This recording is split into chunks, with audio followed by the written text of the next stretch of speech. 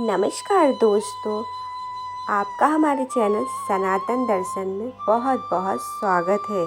तो आज हम लाए हैं एक ऐसी कहानी जिसमें है ताकत, अहंकार और एक ऐसा ट्विस्ट जो आपको चौंका देगा। तो ये कहानी है भस्मासुर की, जो एक राक्षस है। भगवान शिव से वरदान पा करके भगवान शिव को ही भस्म करने को चाहा। आखिर क्यों भस्मासुर ने ऐसा किया? क्यों वो भगवान शिव को ही भस्म करना चाहता था? तो आज हम इस कथा को विस्तार से समझते हैं। तो चलिए देर न करके आज शुरू करते हैं एक ऐसी कथा जो बहुत ही रोचक और दिलचस्प है।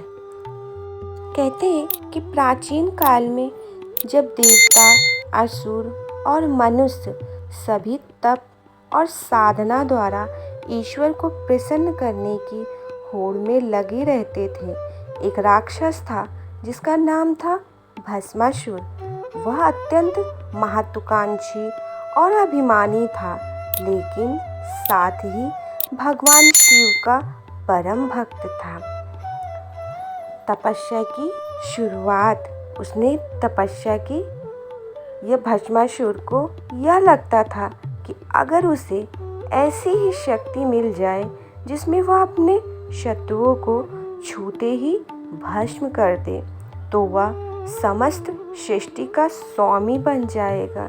इस विचार के साथ उसने हिमालय की एक गुफा में जाकर कठोर तपस्या शुरू कर दी। वर्षों तक वह तप करता रहा। न अन्न, न जल, धूप, वर्षा, बर्फ सब सहता रहा, केवल शिव का नाम लेता रहा। ओम नमः शिवाय, ओम नमः शिवाय, ओम नमः शिवाय। उसकी भक्ति और तपस्या इतनी गहन थी कि स्वर्गलोक तक उसकी तप की ज्वाला पहुँचने लगी। शिव जी का वरदान। आखिरकार भगवान शिव प्रसन्न हो गए और भस्मासुर के सामने प्रकट हुए। शिव जी ने कहा, वत्स, मैं तुम्हारी तपस्या से प्रसन्न हूँ, मांगो, क्या वरदान चाहिए? भस्मासुर ने कहा, हे महादेव, मुझे ऐसा वरदान दीजिए कि मैं जिसके सिर पर हाथ रखूं वह तुरंत भस्म हो जाए। शिव जी, जो सभी भक्तों को समान रूप से वरदान देते हैं, उन्होंने बिना संग के उसे यह वरदान दे दिया। बिना सोचे समझे उसे यह वरदान देना उचित समझा। अहंकार का जन्म हुआ। उसी तत्पश्चात भस्मासुर के अहंकार ने जन्म ले लिया। अब कहानी एक मोड़ लेती है। वरदान पाते ही भस्मासुर मन में घमंड आ गया। वह सोचने लगा, अब मैं सबसे शक्तिशाली हूँ, मुझे अब कोई नहीं रोक सकता। और अचानक उसके दिमाग में एक दुष्ट विचार आया। भस्मासुर हंसते हुए, हा हा हा, अगर मैं भगवान शिव को ही भस्म कर दूँ तो मैं खुद ही ईश्वर बन जाऊंगा। ऐसा विचार उसके मन में आया। यह सोचते ही उसने भगवान शिव की ओर बढ़ते हुए कहा, ठहरिए प्रभु, मैं आपका आभार प्रकट करता हूँ। इसका सबसे अच्छा तरीका है, आपको पहले भस्म कर देना चाहता हूँ। शिव जी घबरा गए। वह इधर उधर भागने लगे।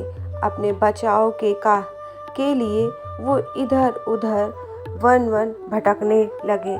तब उन्हें याद आया, भगवान विष्णु के पास वो गए। अब भगवान शिव समझ गए कि उन्होंने किसे वरदान दे दिया है। शिव जी तुरंत वहाँ से प्रस्थान कर गए। वह इधर उधर भागते रहे। राक्षस भस्मासुर उनके पीछे दौड़ता रहा। पूरी सृष्टि में हलचल मच गई। देवता चिंतित हो गए, क्योंकि यदि शिव को कुछ हो गया तो सृष्टि का संतुलन बिगड़ जाएगा।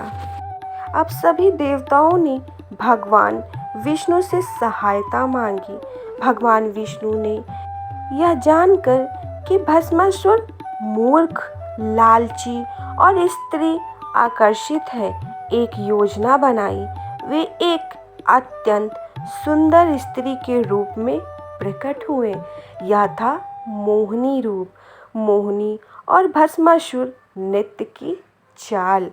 मोहिनी जैसे ही भस्मासुर के सामने आई, वह उसकी सुंदरता पर मोहित हो गया। मोहिनी मुस्कुराकर बोली, राक्षस, तुम बहुत शक्तिशाली लगती हो, लेकिन क्या तुम मेरे साथ नृत्य कर सकते हो? भस्मासुर को लगा यह अच्छा मौका है अपनी ताकत दिखाने का। उसने हामी भर दी। मोहिनी ने नृत्य शुरू किया। हर मुद्रा को भस्मासुर भी दोहराता गया। हाथ आगे, हाथ पीछे, गर्दन घुमाना और अंत में हाथ सिर पर रखना।